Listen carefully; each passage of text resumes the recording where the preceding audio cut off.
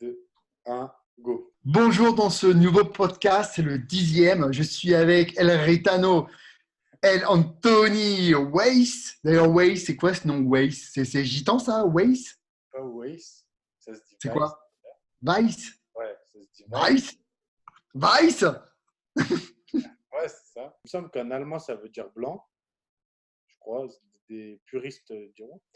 Et c'est pas gitan, c'est Yéniche. Mais tu vas pas Ah connaître. ouais, putain, c'est vrai, Yéniche. Tu Putain. connais? Bah, bien sûr. Ouais, parce que tu connais, parce que je t'ai expliqué. Oui, la dernière fois. Voilà. Mais sinon, ça va? Tu veux qu'on parle de ma vie? Bref. Non, mais attends, on a quand même la chance en France d'avoir le premier coach gitan. Donc, c'est quand même incroyable. Il y en a d'autres, mais ils sont pas. Ouais, c'est vrai. Ah, ils sont pas connus comme toi, je suis désolé. Tu sais qu'il y a ma grand-mère de ce côté-là qui regarde les podcasts et C'est vrai?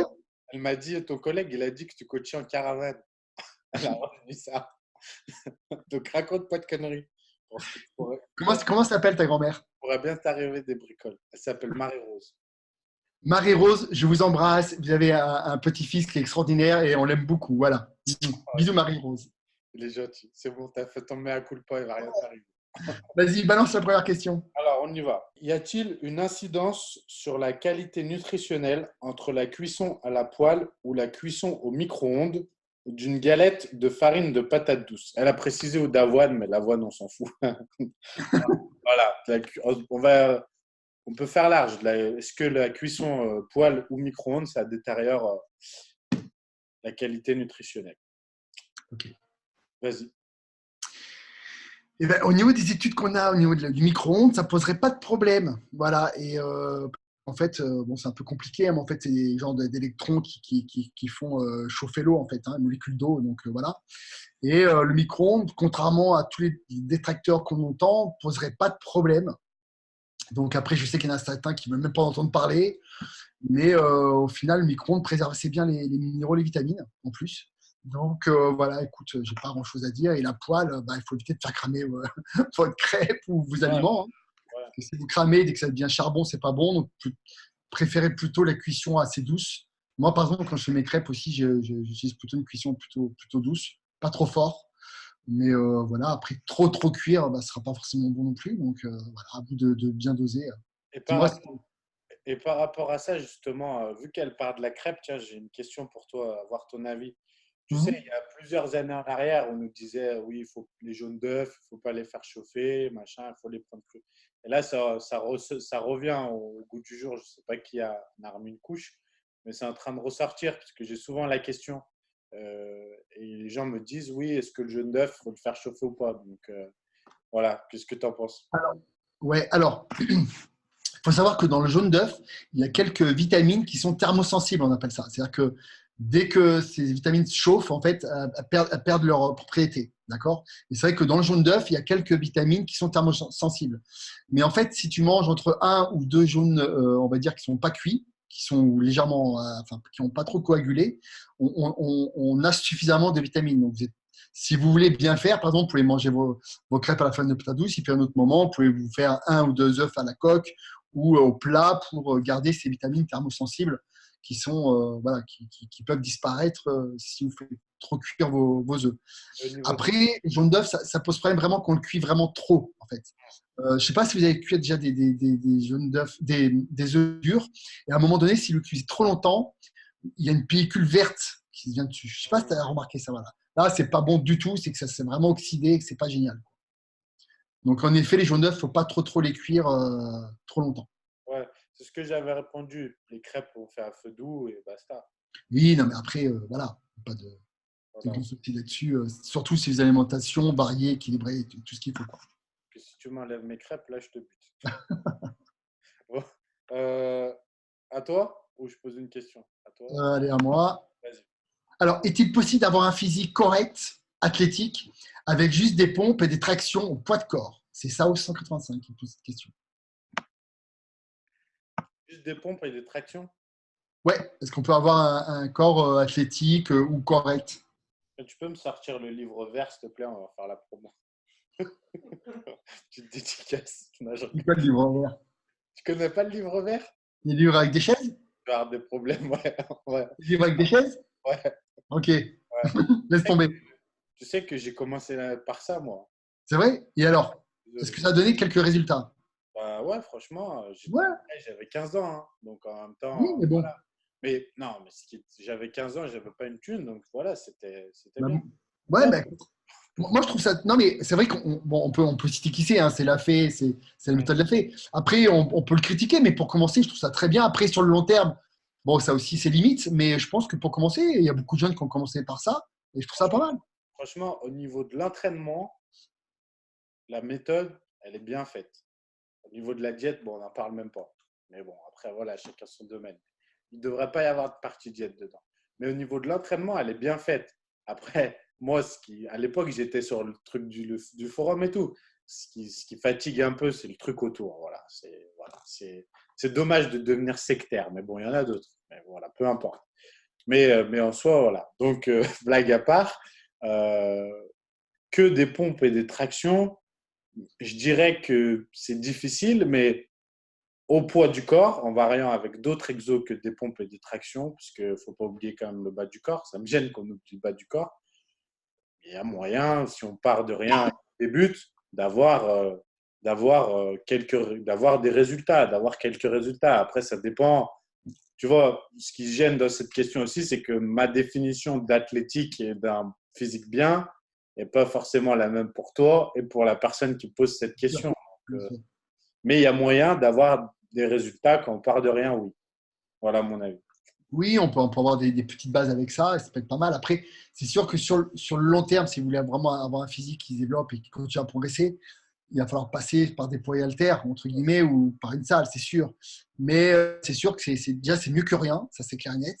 Après, on peut voir des athlètes qui font du street workout, donc du coup, qui font beaucoup de traction, de dips et des choses comme ça, qui ont d'excellents bustes. Hmm. Bon, évidemment, le travail des jambes est un peu occulté, mais en tout cas, pour le buste, bah, ceux qui font du street, par exemple, on voit qu'ils arrivent à développer un dos qui est excellent, des bons bras, Ah, voilà.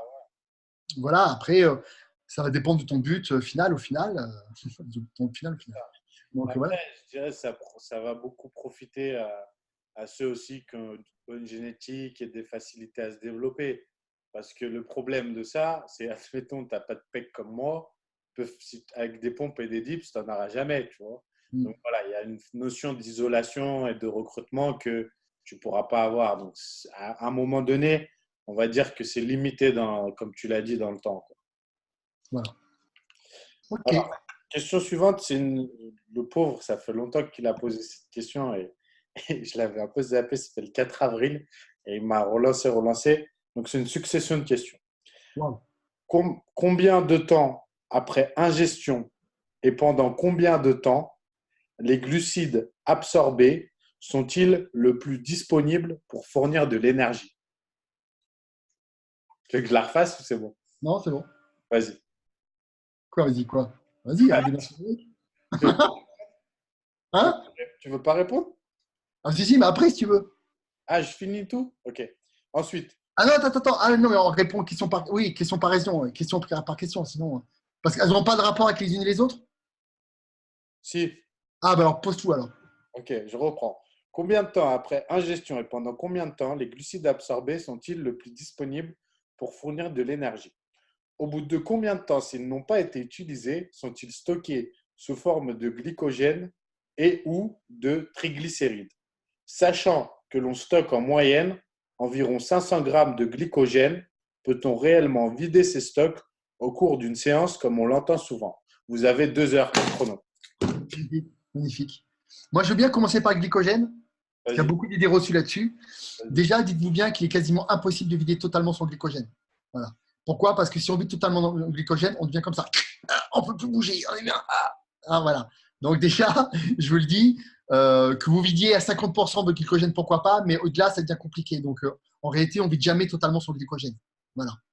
Donc déjà, première chose à savoir. Et ensuite, le glycogène se reforme entre 24 et 48 heures au cours des repas successifs. Donc, voilà, il se recrée même naturellement parce que je vous dis, c'est tellement vital pour lui que voilà, on ne peut pas vivre. Enfin, peut pas vivre sans glycogène. Donc, déjà, c'est la première chose à savoir et à prendre en considération.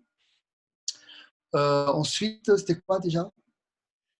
Déjà, elle a dit, sachant que l'on stocke en moyenne environ 500 grammes de glycogène.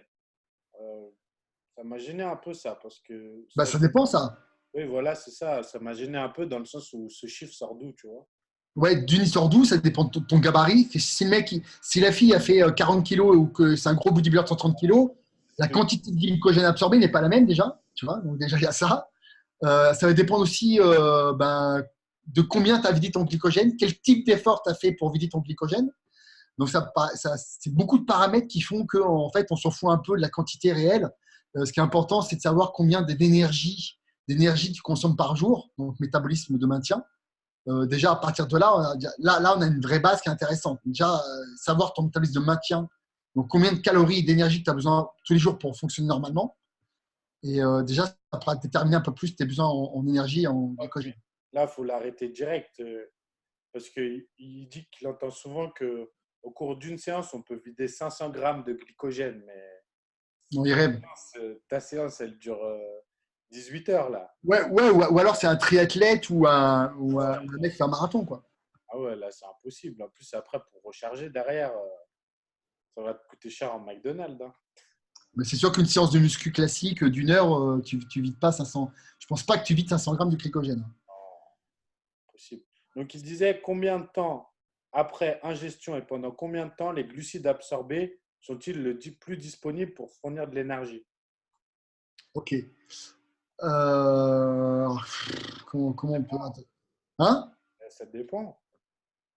Oui, bah, après, ça dépend aussi de quel type de glucides tu prends. Si vous avez des glucides assez simples, entre guillemets, comme du miel, du sirop d'érable ou des fruits, c'est sûr que ce sont déjà des glucides qui sont disponibles, je trouve, beaucoup plus facilement, parce que ça passe plus facilement peut-être la barrière intestinale. Et voilà, c'est des choses qui demandent très peu d'efforts d'assimilation. Donc ça, par exemple, voilà, c'est des choses qui arrivent beaucoup plus facilement. D'ailleurs, quand tu prends les personnes qui font des sports d'endurance comme la course à pied et le vélo, tu les vois pas bouffer du riz ou une pomme de terre pendant leur course. Qu'est-ce qu'ils prennent? Ils prennent ou des gels à base de maltodextrine, dextrose, ou du miel, ou des fruits.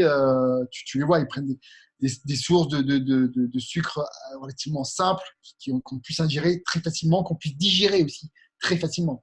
Parce que c'est sûr que digérer un gros plat de pâtes, c'est un peu plus lourd à digérer que si tu prends du miel, tout simplement, quoi.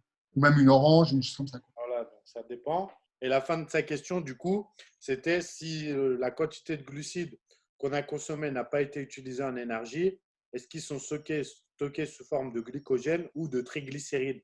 Bah, c'est pareil, ça dépend de la quantité de glycogène que tu as régénéré, de la quantité de glucides que tu as mangé. Ça dépend de tout un tas de choses. Et au bout de combien de temps, ouais, c'est hyper large en fait. En fait, je pense qu'il est trop encore, tu sais, sur les croyances à l'ancienne où on disait fais ta séance, dans la demi-heure qui suit, vite, tu prends un checker, tant de grammes de maltodextrine avec de la whey, puis tu manges tant de grammes de glucides. Enfin, voilà, c'est trop je pense, dans cette optique-là de timing et de fenêtre anabolique, tu vois, je pense. Ouais. Alors après, alors, il y a un truc que je vais aborder, par exemple.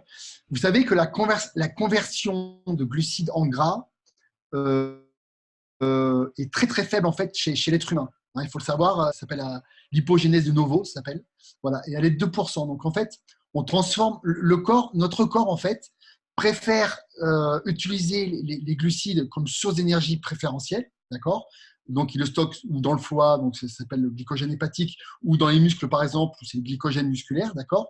Mais il convertit vraiment en dernier recours parce qu'il y a un excès calorique qui est trop sur les 24 heures et ensuite les convertir au dernier recours en graisse ou en triglycérides. Mais ça arrive vraiment qu'à la fin. Hein, qu'à la fin. On prend la graisse, par exemple, si ce n'est pas utilisé, pareil si c'est en excédent calorique, votre corps, bah, c'est de la graisse, donc il n'a pas de conversion à faire pour le mettre en graisse. Hmm. Tu vois, donc ça, c'est voilà. Par contre, convertir des glucides en graisse, elle demande beaucoup d'efforts au final. Et comme les glucides, votre corps adore ça pour fonctionner. Je vous rappelle quand même que notre cerveau consomme plus de 100 grammes, entre 100 et 140 grammes de glucides purs par jour, juste pour votre cerveau. Donc, il y a quasiment 500 calories de glucides qui partent pour votre cerveau. C'est déjà énorme, énorme. Ça Donc, dépend. arrêtez d'avoir la phobie de ces putains de glucides parce qu'en fait, votre corps en a réellement besoin et il adore ça. Voilà. Oui, tu veux dire quelque chose? Tu veux Ouais, parler du pain et des fromages? j'ai dit, ça dépend le cerveau de qui. Il y en a, ils n'ont pas besoin de 140 grammes, je te le dis. Alors, j'ai une question. Alors, une section SEXE. Je dis ça parce que si on veut publier après sur Facebook, ils vont nous bloquer. Donc là, on a une question SEXE Ça, je vais euh, de Nicolas Scud. Nicolas Scud. non, mais on ne l'apprend pas. Si, on va la prendre parce qu'elle est passionnante. Et comme nous, on ne parle pas que de compléments alimentaires, ni d'entraînement, ni de nutrition, on va parler aussi de sexologie. Et c'est vachement passionnant parce que tu sais que j'ai passé une formation en sexologie là, il y a très peu de temps. Ça. Et sa question, c'est, écoute D'ailleurs, bien. d'ailleurs, j'ai un petit vocal. Si tu fais trop le malin, je le mets. Alors, écoute, sa question, c'est, euh, bon, est-ce que les femmes sont plutôt vaginales ou clitoridiennes? Alors, c'est un sujet qui est super passionnant. Non, mais je vous le dis, il est super passionnant parce que c'est une question d'anatomie, en fait. Bah, tu sais quoi? La meilleure réponse, c'est de lui dire que c'est dommage de lui gâcher la découverte de ça. Donc, expérimente, mon petit. Voilà. Non, mais expérimente. Mais attends, moi, je connais des mecs, excuse-moi, hein, qui expérimentent rien du tout, enfin, qui expérimentent, mais qui ne savent toujours pas en fait, le clitoris est fait. Attends, il faut quand même montrer comment il fait la clitoris. Parce qu'en clitoris, on croit juste, regarde-moi, en Tu vas pas clitoris, on appeler croit juste, l'oraliste sur moi. mais écoute-moi, Tu vas pas appeler l'oraliste pour nous montrer. t'es con, putain. Un clitoris, j'explique, c'est pas juste le petit bout là, le petit bout qu'on chatouille et qu'on croit que ça y est, c'est le truc absolu. Un clitoris, c'est beaucoup plus grand que ça en fait. En fait, un clitoris, c'est comme une fourche. Voilà, là, tu as le clitoris, regarde, là, en fait, le clitoris, il est comme ça. D'accord? Donc, tu as en effet l'extrémité qui est au bout, qui est aussi très sensible, mais le clitoris, en fait, se prolonge, en fait, derrière, en fait, voilà, et se prolonge comme ça. Et c'est pour ça que souvent, on parle souvent des. Alors, après, c'est plus dans le fantasme, dans une relation sexuelle où les hommes pensent qu'il faut avoir un grand sexe, il faut aller jusqu'au fond, pour taper au fond, enfin, tu vois le truc, voilà. Alors qu'en fait, la sensibilité de la femme, elle se situe en fait plus à l'entrée du vagin, bien sûr le clitoris à l'entrée du vagin, et dessous. On appelle ça en fait le point G. C'est pour ça que souvent, eh ben, si vraiment vous voulez faire plaisir à votre femme, en fait, quand vous mettez vos doigts, voilà, vous caressez à l'intérieur du vagin. Écoute-moi, c'est la sexologie. Et ben en fait, il faut remonter juste dessous, voilà. Et dessous, on sent c'est un petit peu granuleux. Tu vois de quoi je parle, Anto? Voilà. Alors c'est un petit peu granuleux. Et ben là, voilà. Ben là, en fait, c'est l'arrière du clitoris. C'est toujours le clitoris, c'est juste l'arrière. Et c'est vrai que chez une femme, voilà, ça lui procure beaucoup de plaisir. Donc les mecs, il faut bien vous dire une chose, c'est que la pénétration pour une femme n'est pas le but ultime. Pour nous, hommes, on pense que pour nous, c'est le but ultime, mais pas pour une femme. Voilà. Et c'est important de comprendre ça parce que dès que vous faites un rapport avec que de la pénétration, c'est pas sûr que votre partenaire soit totalement satisfait. Voilà. Donc, il faut ajouter quoi?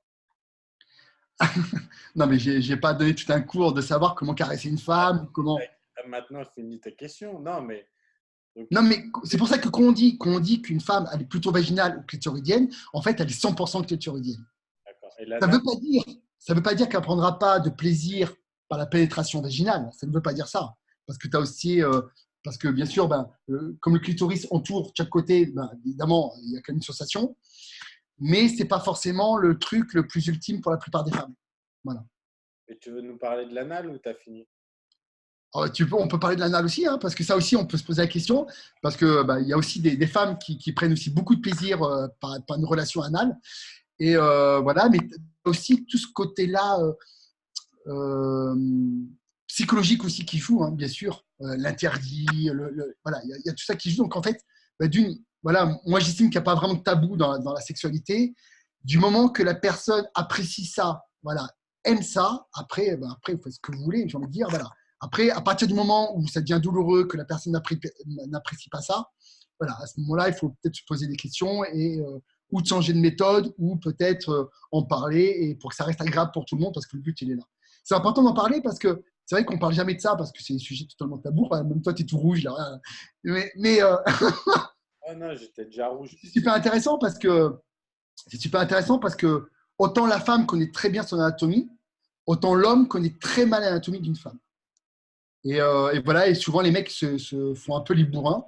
Et puis la femme, souvent, rarement dit quelque chose parce que c'est un peu comme ça dans notre culture. C'est dommage parce qu'on passe d'à côté de plein de choses et surtout d'un épanouissement féminin et tout. Donc voilà. Voilà. Merci, maître. Tu peux m'appeler. Maître Cristobal. C'était quoi comment il s'appelait le mec là sur Énergie là avant là. C'était Diffoul et. Tu te rappelles ou pas? C'était Ah, le doc. ouais, docteur, mais il y a encore, je crois. Ah ouais, tu crois? Putain. Sur l'énergie, c'est Fun Radio, non? Docteur, je sais plus. Je me rappelle plus, mais c'était passionnant ces trucs-là. C'était passionnant. Docteur, comment tu dis? C'est quoi? Doc et Diffoul. C'était Doc et Diffoul, non? Ouais, le doc, ouais, le doc. Mais je crois qu'il y Ouais. a encore. L'autre fois, Donc, si jamais vous avez d'autres questions sur la sexologie, je peux y répondre sans problème parce que si vous savez quand même que la sexologie, ça touche tout le monde. Tout le monde. Voilà, c'est chose que tout le monde pratique, où on est le moins informé, ça fait partie quand même de l'équilibre psychique et même physiologique de chaque personne. Quoi. Donc, c'est quand même un sujet, on en rigole, mais c'est super important. Donc, voilà. On peut faire un podcast spécial. Hein. Oui. Question suivante. Bon. Alors. Ok, bon, c'est une longue question. Pour les séries de 20 répétitions, quels sont les exercices les plus appropriés? Doit-on mettre une charge avec laquelle on doit arriver à l'échec sur la 20e répétition ou non? En fait, mon binôme charge lourd de base, mais souffre en ce moment et cherche une autre approche de ces séances, en mode moins lourd et plus de répétitions. Comment ça se passe? C'est un ensemble. Intéressant. Vas-y. Alors, effectivement, c'est une erreur que de penser qu'on ne peut prendre du muscle qu'avec des séries de 6, 8, 10, 12 répétitions, comme on disait avant. On peut tout à fait faire, par exemple, 20 répétitions et arriver et prendre du muscle, très bien, pas de problème. Après, la seule chose, voilà, c'est que ce n'est pas parce qu'on pense série longue, plus longue du moins, qu'on doit penser poids léger. On doit penser poids adapté à la longueur de la série que l'on va effectuer. Donc, il faut que le poids soit lourd pour soi et pour une série de 20 répétitions. Forcément, ce ne sera pas le même poids que pour en faire 6 ou 8. Donc, effectivement, ça peut être une alternative intéressante, surtout lorsque on commence, pour moi, en plus à être fort, par exemple, et utiliser des charges importantes. Je l'avais dit, par exemple, lors d'un dernier podcast, tu n'étais pas fan de la presse parce qu'on avait tendance à mettre vraiment lourd. Sur les exercices comme ça, par exemple, j'affectionne la presse, eh bien, on peut mettre des séries de 20 répétitions. Ça permet de bien travailler avec une charge moins importante et du coup moins de traumatisme aussi sur les articulations, le dos, etc., tout en étant efficace. Donc, c'est intéressant. Ne faire que ça, que des séries de 20, non, absolument pas. Comme ne faire que des séries de 8 ou 10, ce ne serait pas intelligent. Mais alterner entre des séries courtes, des séries mi-longues et des séries longues, je trouve ça très intéressant et je le fais d'ailleurs. Voilà. Ouais. Ouais. En fait, ce qu'il faut savoir une chose, c'est que j'ai essayé de vous faire un schéma avec mes doigts, encore une fois. J'essaie de vous aimer bien. En fait, c'est vrai qu'on travaille lourd, on touche tout de suite toutes les fibres, en fait. On va dire que ça, c'est des fibres. Voilà, et qu'on travaille lourd, d'un coup, tac, on arrive tout de suite. Quand on travaille en série de 20, par exemple, c'est sûr que, par exemple, de 0 à 10, on va toucher ces fibres-là. Arriver à la 15e, on va pouvoir toucher cela. Et arriver à la 20e, comme tu dis, si on travaille suffisamment lourd et qu'à la 20e, on arrive proche de l'échec, on va toucher aussi toutes les fibres. Voilà. Et en fait, on va retoucher encore toutes les fibres qu'on a fait pour la partie lourde. Voilà. Donc, ça veut dire qu'on va pouvoir toucher toutes les fibres en arrivant plus proche de l'échec. Voilà. C'est pour ça qu'on dit souvent que le panoplie pour l'hypertrophie musculaire, c'est entre 6 et 20, parce que c'est vrai que c'est à peu près la tension, c'est on va dire le temps sous tension qui fait qu'entre 6 et 20 reps, c'est là où on a le plus de probabilité de faire de l'hypertrophie musculaire. Je ne sais pas si j'ai été très clair, mais… Si, si, si. Voilà, en fait, on peut peut-être le répéter, il y a deux facteurs très importants, enfin il y en a d'autres, mais les deux facteurs principaux quand même pour la prise de muscle, c'est le temps sous tension, mais aussi ça reste la charge, la tension mécanique, donc il faut que la charge soit quand même importante. C'est pour ça que, par exemple, je ne suis pas fan du tempo parce que je ne trouve pas que ça soit vraiment quelque chose d'utile pour prendre du muscle et ça va même à contre-courant de ce que devrait être un effort musculaire pour se développer. Mais plutôt que de faire ces histoires de tempo, c'est bien plus intéressant selon moi de rester voilà, explosif sur un rythme normal et d'utiliser des charges moins importantes parce qu'on fait des séries plus longues. Je trouve ça beaucoup plus intelligent et beaucoup plus efficace en Ouais, plus. c'est vrai. Il y a un autre facteur très important aussi, c'est le volume, bien sûr. Parce que si vous faites qu'une série, vous en faites 5, vous voyez bien que le volume n'est pas tout le même. Vous faites qu'une série, vous en faites 5 séries, et que la surcharge de travail que vous allez infliger à votre corps, et ben, le fait de faire 5 séries va développer plus votre muscle que d'en faire qu'une seule. Donc voilà, le volume a aussi son importance, et notamment le volume aussi sur la semaine. C'est pour ça que de plus en plus, vous voyez des gens qui repassent en half body ou en full body pour pouvoir augmenter en fait le volume. Ça ne veut pas dire qu'il faut rester toute sa vie à faire du full ou du half. On peut repasser en split. On peut avoir des très bons, des très bons résultats en repassant sur du split, ce qui est fou. Hein. Mais voilà, encore une fois, voilà, il faut savoir moduler en fait ses entraînements et savoir toujours progresser. En fait, le plus dur, c'est ça, c'est de se dire voilà, ça fait 1 an que je m'entraîne avec toujours à peu près le même schéma, le même volume, le même truc. Qu'est-ce que je préfère aujourd'hui pour continuer à progresser? Peut-être qu'au niveau des charges, c'est bien un peu plus compliqué de pouvoir progresser en charge. Donc, qu'est-ce que je peux faire pour peut-être augmenter le volume augmenter la fréquence de travail de mes muscles pour pouvoir continuer à progresser? Et c'est là où on peut aussi passer à d'autres méthodes de travail. Donc, voilà, rien n'y a acheté en fait. Je vous rappelle que tout ça, ça reste juste des outils qu'il faut exploiter de temps à autre, de pouvoir changer. Et puis voilà. C'est ça. Question suivante. Ben, ouais, alors une dernière, parce on a beaucoup parlé sur le sexe. Tu as Euh, beaucoup parlé sur le sexe. ouais. Alors, pourquoi, lorsqu'on débute un léger déficit calorique après une prise de masse, les performances arrivent à augmenter quand même? C'est Malik qui pose cette question. Donc lui, il dit que quand il commence à faire un régime, après une prise de masse, et ben en fait, ses performances arrivent quand même à augmenter, alors qu'il est en déficit calorique. Mais c'est un léger déficit calorique, et c'est sûrement pour ça d'ailleurs que ses performances ne chutent pas et peuvent même augmenter. Tu veux dire quelque chose par rapport à ça? Bah, déjà, je pense que tu as tout dit. C'est le début. L'énergie, elle n'est pas encore descendue. Le système nerveux, il n'est pas encore fatigué par le régime. Déjà, il y a une chose vraiment que j'aimerais exprimer et que j'ai vécu, c'est que euh, lorsque l'on se dit, je sais qu'il y a vraiment, c'est vraiment ancré, voilà, tu es en sèche, tu es au régime, donc les performances vont chuter. Et on est vraiment fataliste sur ça et on a été moi-même élevé par ça et tout. Et quand j'ai fait ma préparation, je me suis vraiment battu sur ça à chaque séance de me dire non, c'est pas possible, ça se passera pas comme ça. Et franchement, il ne faut pas oublier que la force, les performances, l'énergie à l'entraînement, c'est très nerveux. C'est très, très nerveux. Et que déjà, si d'emblée, on se dit, je suis au régime, ça va chuter, ça va chuter. Ben, tout marche comme ça dans la vie. Si on n'y croit pas, déjà, c'est foutu d'avance. Donc, la première des règles, c'est déficit calorique ou non, c'est de se dire, ça ne va pas chuter. Et même, ça va monter. Et si on se met dans cette disposition-là avant la séance, pendant la séance, et qu'on y va vraiment à fond, et ben, croyez-moi, ça fait une grosse différence sur les performances et sur le régime. Donc là, voilà, c'est juste parce que c'est le début du régime. Il n'y a pas d'autre raison, mais parce qu'il n'y a pas de fatigue, etc.